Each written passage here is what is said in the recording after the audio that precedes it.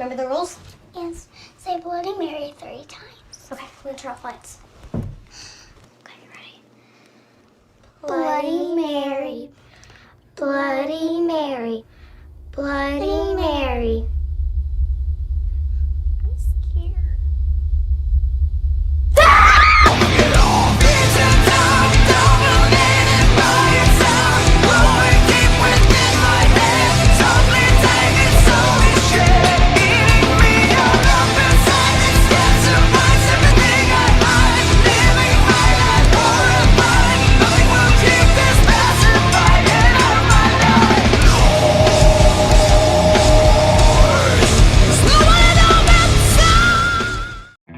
Muy buenas noches a todos, chicos y chicas.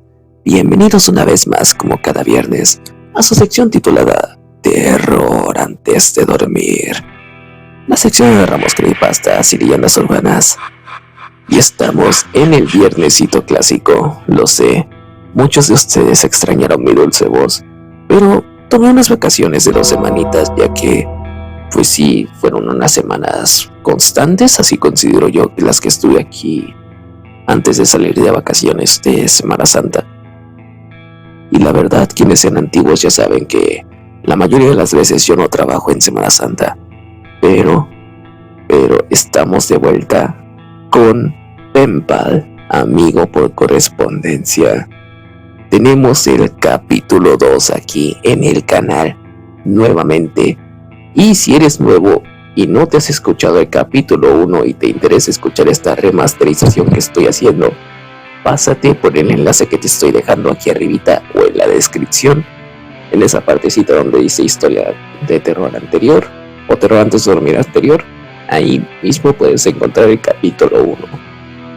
Yo estoy pensando en hacerle una lista de reproducción también, ya que veo que sí les estuvo gustando mucho esta historia.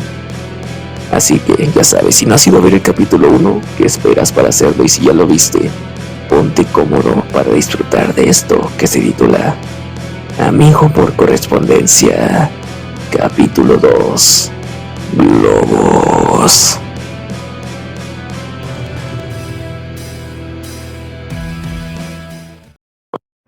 Cuando tenía 5 años, asistí a una escuela primaria que, hasta donde podía entender, estaba enfrascada en la importancia de aprender por medio de la actividad.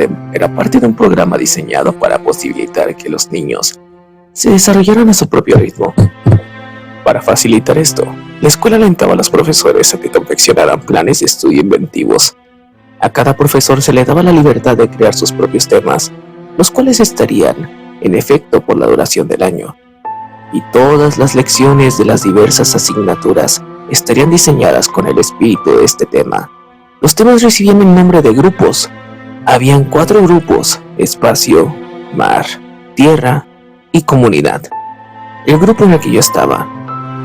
En los grados preescolares de este país no aprendes mucho, además de cómo atar tus zapatos o cómo compartir, así que la mayoría no es memorable.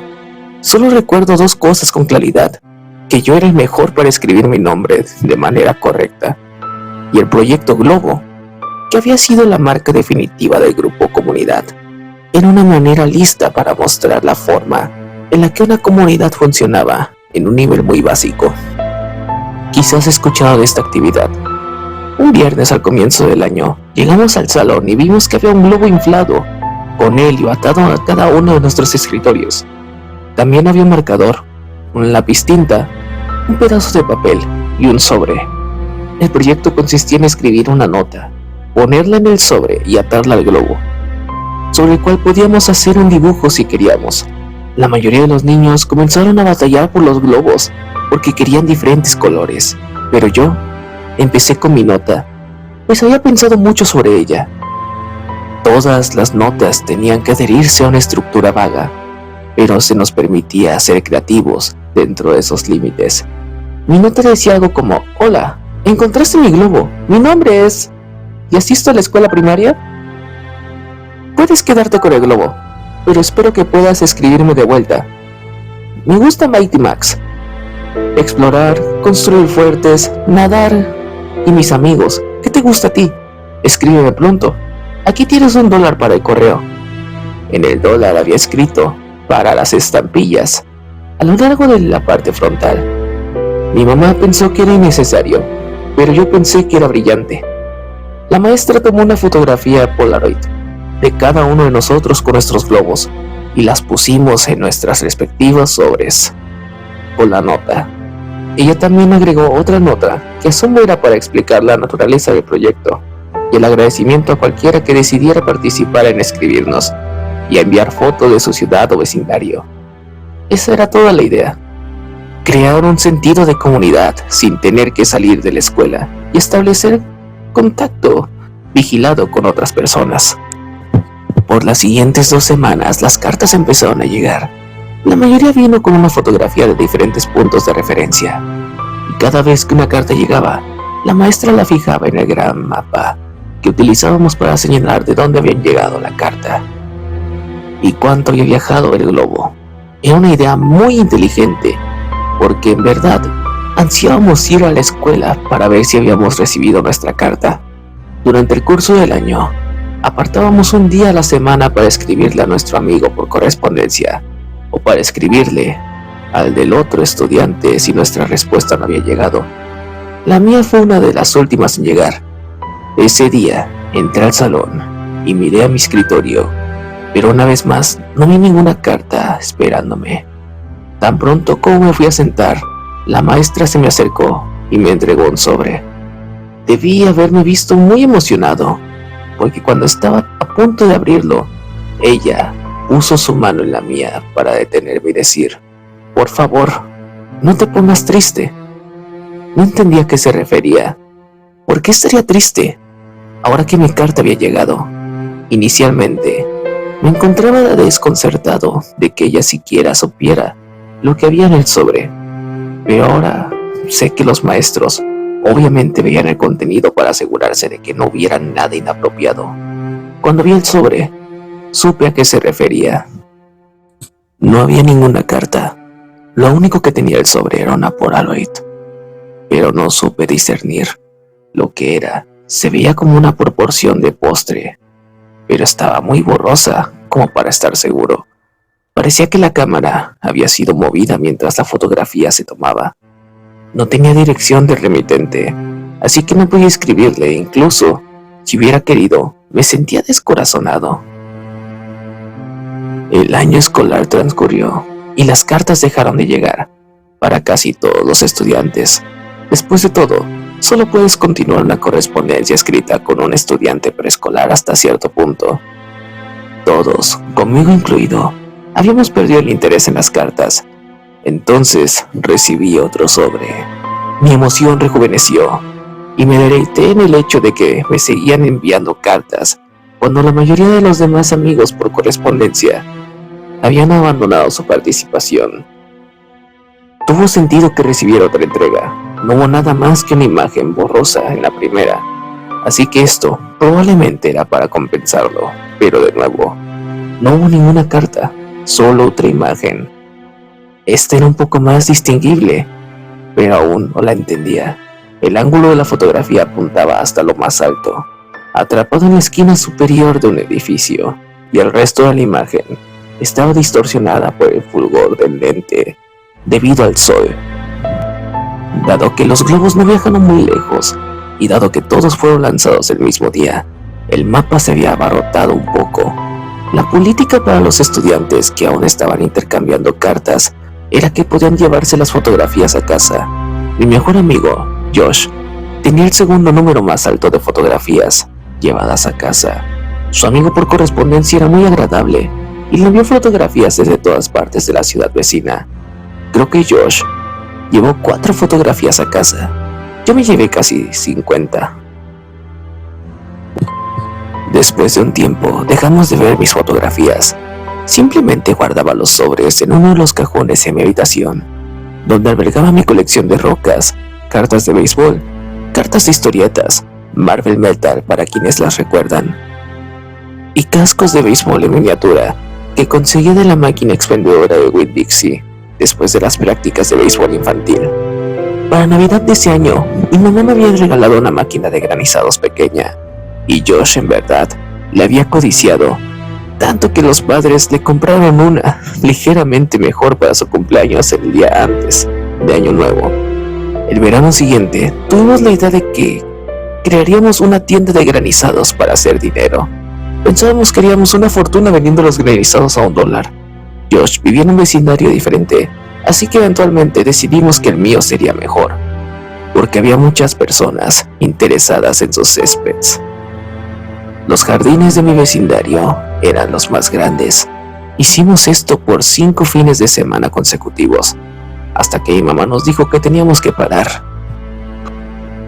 En la 5ª semana, Josh y yo estábamos contando nuestro dinero. Hicimos un total de $16 ese día y los dividimos equitativamente. Cuando Josh me pasó mi $5, un sentimiento de sorpresa profunda me consumió. El dólar decía: para las estampillas. Josh notó mi impresión y me preguntó si había contado mal.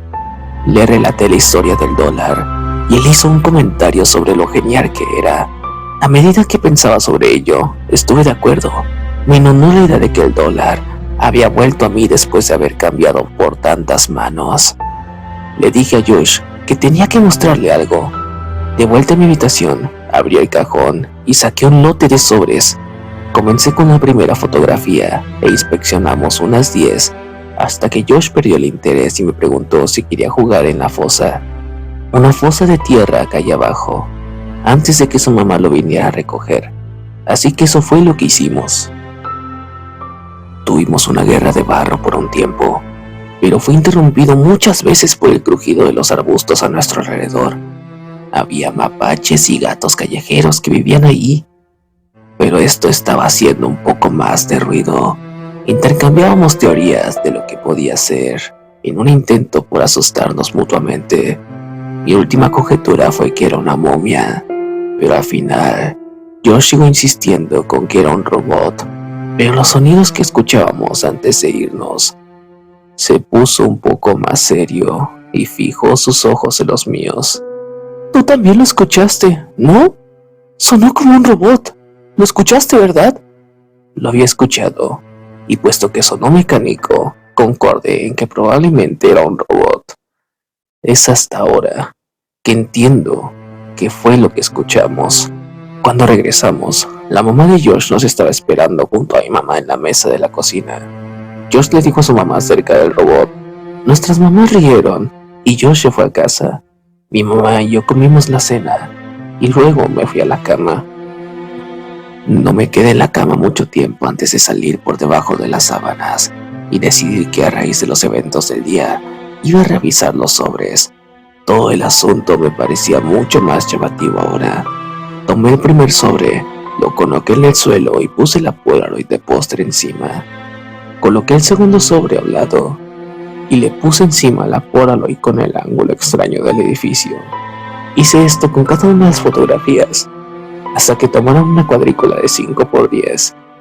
Me habían enseñado a ser cuidadoso con aquellas cosas que estaba coleccionando, incluso si no estaba seguro de su valor. Noté que las fotografías gradualmente se hicieron más discernibles. Había un árbol, un ave en él, una señal de límite de velocidad, cables eléctricos, un grupo de personas caminando en un edificio, y luego vi algo que me irritó tan poderosamente que, mientras escribo esto, puedo recordar con precisión el sentirme mareado, solo capaz de ruminar un pensamiento insistente. ¿Por qué estoy en esa fotografía? En esa imagen de un grupo de personas entrando en el edificio, me vi a mí mismo sosteniendo la mano de mi mamá. Al final de una multitud de personas, nos encontramos hasta el borde de la fotografía, pero innegablemente éramos nosotros, y a medida que mis ojos se sumergían en el mar de las Polaroids, me sentía todavía más ansioso. Era un sentimiento bastante raro. No era miedo, era el pensamiento de que estaba en problemas. No estoy seguro de por qué fui embestido por esa sensación, pero estaba sentado ahí luchando con la noción indiscutible de que había hecho algo malo, y solo se intensificó cuando vi las demás fotografías y me encontré en todas las imágenes. Ninguna de ellas era un primer plano, Ninguna de ellas eran solo de mí, pero yo estaba en cada una de las capturas, a un costado, en el fondo, en la parte baja del marco. Algunas solo tenían la parte más diminuta de mi rostro capturado en el borde de la fotografía, pero en cualquier caso, estaba ahí, siempre estaba ahí. No sabía qué hacer. Tu mente funciona en maneras divertidas cuando eres un niño. Una gran parte de mí tenía miedo de estar en problemas, simplemente por estar despierto, dado que ya tenía el sentimiento inminente de haber hecho algo malo. Decidí que esperaría hasta el día siguiente. Al día siguiente, mi mamá tuvo el día libre y pasó la mayor parte de la mañana limpiando la casa. Vi caricaturas, creo, y esperé hasta que pensé que era un buen momento para mostrarle las fotografías a mi mamá. Cuando ella salió al traer el correo, agarré un par de fotografías y las puse en la mesa frente a mí mientras esperaba que ella volviera a entrar. Cuando regresó, ya estaba abriendo el correo y apartó algo del correo basura. Alcé mi voz. «Mamá, ¿puedes venir un segundo? Tengo estas fotografías». «Un momento, cariño, necesito marcar esto en el calendario». Después de 1 minuto o 2, ella se acercó detrás de mí y me preguntó qué era lo que necesitaba. Podía oírla barajeando el correo a mis espaldas, pero yo solo observaba las Polaroids y le conté sobre ellas. Conforme se lo explicaba, señalaba las fotografías. Sus ajás frecuentemente disminuyeron y de súbito estaba completamente en silencio. El próximo sonido que escuché de ella se escuchó como si estuviera tratando de recuperar su aliento en una habitación desprovista de aire. Al menos sus jadillos trabajosos fueron dominados y simplemente botó el correo restante en la mesa, dirigiéndose al teléfono de la cocina. «Mamá, lo siento, no sabía nada, no te molestes conmigo». Ella estaba caminando de adelante hacia atrás con el teléfono presionado en su oreja. Jugué nerviosamente con el correo que estaba a un lado de mis Polaroids. El primer sobre tenía algo sobresaliendo que jalé ansioso e imprudente hasta que salió. Era otra Polaroid. Confundido, pensé que era una de mis Polaroids. Una de esas se había colado de alguna forma cuando ella tiró el correo, pero al darle la vuelta y estudiarla, me di cuenta de que esto no lo había visto antes. Para mi asombro, era yo. Pero en esta captura, mucho más próxima, estaba rodeada de árboles y sonreía. Pero no solo era yo, Josh estaba ahí también. Esto era de ayer. Empecé a gritarle a mi mamá, quien seguía discutiendo en el teléfono. Repentinamente, llamé su atención hasta que al final me respondió con un ¿qué? Solo pude preguntar, ¿a quién estás llamando? Estoy llamando a la policía, cariño. ¿Pero por qué? Lo siento, no fue mi intención. Ella me contestó con una respuesta que nunca comprendí hasta el día que fui forzado a revisitar estos eventos en los años más tempranos de mi vida. Agarró el sobre de la mesa y lo sostuvo a lo alto para mis ojos, pero solo pude verla a ella y observar todo el color. Se empezaba a drenar de su rostro, con lágrimas abultándose en sus ojos. Dijo que tuvo que llamar a la policía porque el sobre no tenía ningún sello de la oficina postal.